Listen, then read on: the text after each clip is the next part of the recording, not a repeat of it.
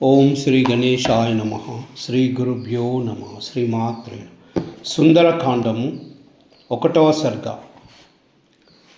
తతో రావణ నీతాయా సీతాయా శత్రుకర్షణః ఈయేష పదమన్వేష్టుం చారణాచరితే పతి. హనుమంతుడు సముద్రాన్ని దాటడం. రావణుడు అపహరించుకుపోయిన సీత ఉన్న చోటు కనిపెట్టడానికి హనుమంతుడు ఆకాశ మార్గాన బయలుదేరడానికి సిద్ధపడ్డాడు.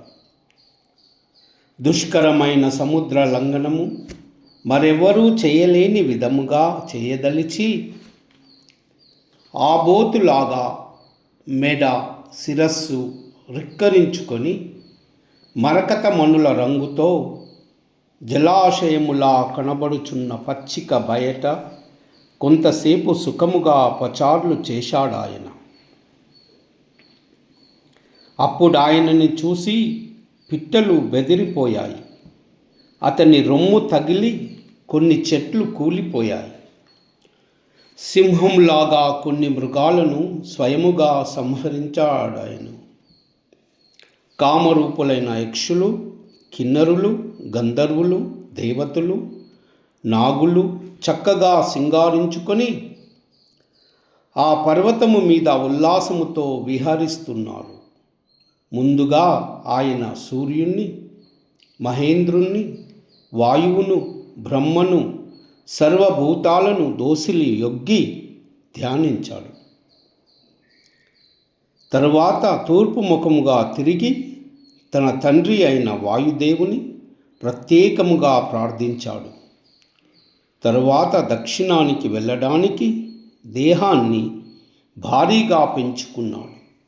వానరులు చూస్తూ ఉండగానే పర్వకాలములో సముద్రము ఎగిసినట్లు ఆయన శరీరము పెరిగిపోయినది.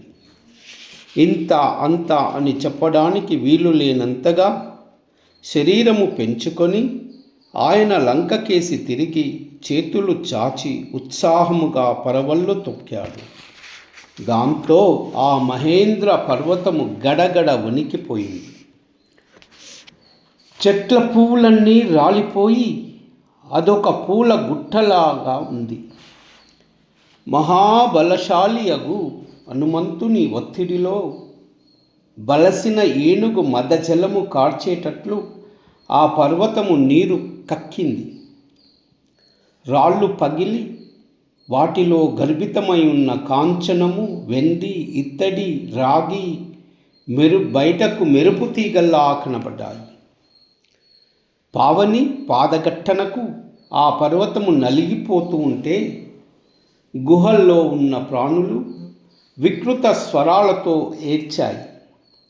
ఆ ప్రాణుల రోదధనులు భూమి ఆకాశాలు నిండిపోయాయి.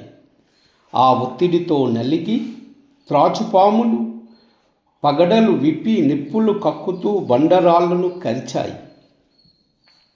ఆ రాళ్ళు పాములు కరిచిన వెంటనే భగభగా మండిపోయి ఫటఫటమంటూ పగిలిపోయాయి. ఆ పర్వతము మీద ఆహారాలైన మూలికలు ఎన్నో ఉన్నాయి. కానీ అవేవి ఆ విషాన్ని విరిచిలేకపోయాయి.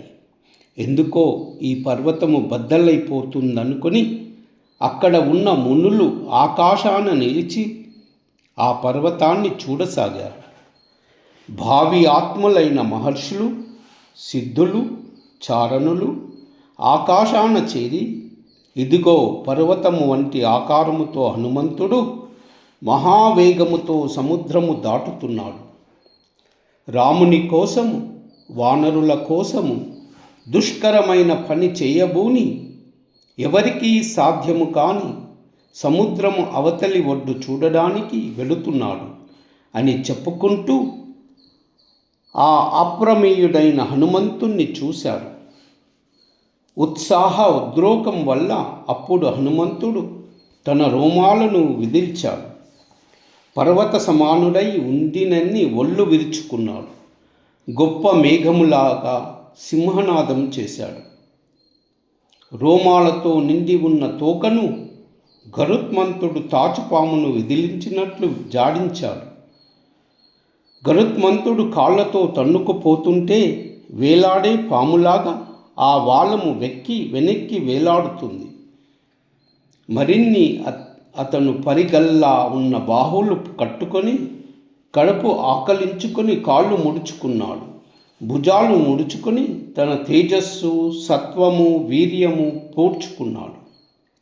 కళ్ళెత్తి దూరాన్ని చూస్తూ ఊపిరి బిగపట్టుకున్నాడు. కాళ్ళూనుకొని చెవులోరుచుకొని మహాబలశాలి అయిన ఆ హనుమంతుడు, ఓ వానర పుంగరువులారా, రాముడు వదిలిన బాణములాగా వాయు వేగముతో ఎలా వెడుతుందో అలాగే నేను ఇదిగో లంకకు వెడుతున్నాను. నాకు లంకలో సీత కనబడకపోతే అలాగే దేవలోకానికి వెడుతాను. అక్కడ కూడా నాకు సీత కనపడకపోతే రావణుణ్ణి బంధించి తీసుకువస్తాను, లేదా లంకనే పెళ్ళకించి తెస్తాను. ఎలా అయినా నేను చివరకు సీతమ్మను తీసుకొని వస్తాను అని చెప్పి తనను గరుత్మంతునిగా భావించుకుంటూ ఆకాశానికి ఎగిరాడు. అతను అలా ఎగరగానే ఆ వేగము తట్టుకోలేక ఆ పర్వతం మీది వృక్షాలన్నీ పైకెగిరాయి. కుక్కలతోనూ పూలతోనూ నిండి ఉన్న ఆ చెట్లు ఆయన తొడ వేగాన్ని ఆకర్షించుకుంటూ ఆకాశాన వెళ్ళాయి. ఆ చెట్లు జనులు బంధువును సాగనంపి వెనక్కి వచ్చేటట్టు అతనితో కొంత దూరము వెళ్ళి కింద పడిపోయాయి. మద్ది చెట్లు ఇంకా అలాంటి మహావృక్షాలు సైనికులు సేనాపతిని వెంబడించేటట్టు ఆయనని వెంబడించాయి. విరగబూసిన చెట్లతో ఉన్న హనుమంతుడు పర్వతములాగా చాలా వింతగా కనబడ్డాడు. మహేంద్రుణ్ణి చూసి భయభ్రాంతులైన పర్వతాల్లాగా బరువైన ఆ చెట్లు ఉప్పు సముద్రములో పడిపోయాయి. ఆ చెట్ల పువ్వులు, రేకులు, మొగ్గలు మాత్రము ఆయన శరీరము మీద అంటుకుపోయాయి. వాటితో ఆయన రాత్రివేళ మినుగురు పురుగులతో నిండి ఉన్న మహాపర్వతములా ఉన్నాడు. చెట్లు పడిపోయిన కొంతసేపటికి ఆయన శరీరాన్ని కట్టుకుంటున్న పువ్వులు కూడా మెల్లిమెల్లిగా సముద్రములో పడిపోయాయి. పువ్వులతో నిండిపోయిన సముద్రము నక్షత్రాలతో నిండిపోయిన ఆకాశములా ఉంది.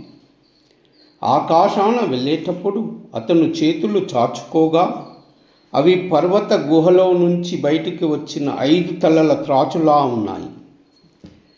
నీటికి సమీపాన వెళ్ళేటప్పుడు ఆయన సముద్రము త్రాగేటట్టు, ఎత్తున వెళ్ళేటప్పుడు ఆకాశము మింగుతున్నట్టు ఉంది. మెరుపుల్లా ఉన్న ఆయన కళ్ళు పర్వతం మీది మంటల్లా ఉన్నాయి. ఎర్రని మూతితో ఆయన ముఖము సంధ్యారాగముతో కూడిన లేత సూర్య బింబములా ఉంది.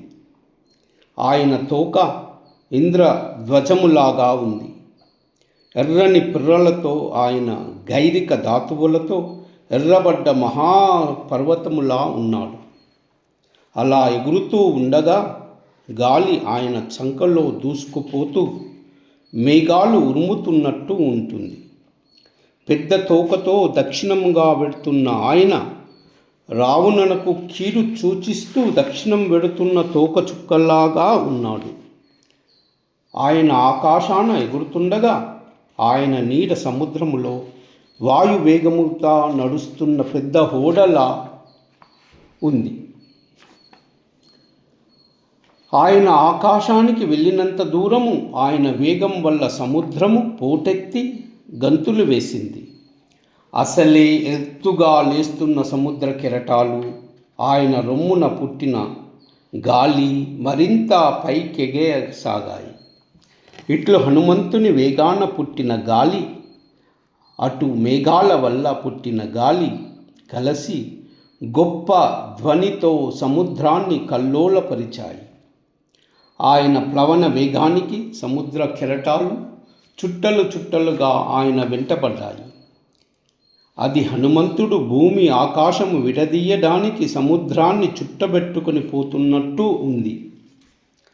అప్పుడు సముద్రములో ఉండే జల జంతువులు బట్ట విడిచిన వారి అవయవాల్లా స్పష్టముగా కనపడ్డాయి. ఆకాశాన ఎగురుతున్న హనుమంతుడు సముద్రములో ఉన్న పాములన్నీ గరుత్మంతుడు అనుకున్నాయి. హనుమంతుని నీడ సముద్రములో 10 ఆమడల వెడల్పు, 30 ఆమడల పొడుగు ఉంది. ఆ నీడ సముద్రములో దట్టమైన నీలి మూకలాగా ఉంది. వాయు మార్గాన హనుమంతుడు రెక్కల పర్వతంలాగా ఉన్నాడు.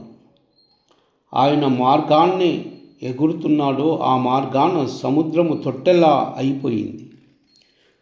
గరుత్మంతుని వెంట పిట్టెలెగిరినట్టు హనుమంతుని వెంట మేఘాలెగిరిపోతున్నాయి. చంద్రుడు మేఘాలు అడ్డు వచ్చినప్పుడు కనబడక అవి దాటిపోయాక ఎలా కనపడుతున్నాడో హనుమంతుడు అలాగే మేఘాల మధ్య కనపడకుండా ఎగురుతున్నాడు.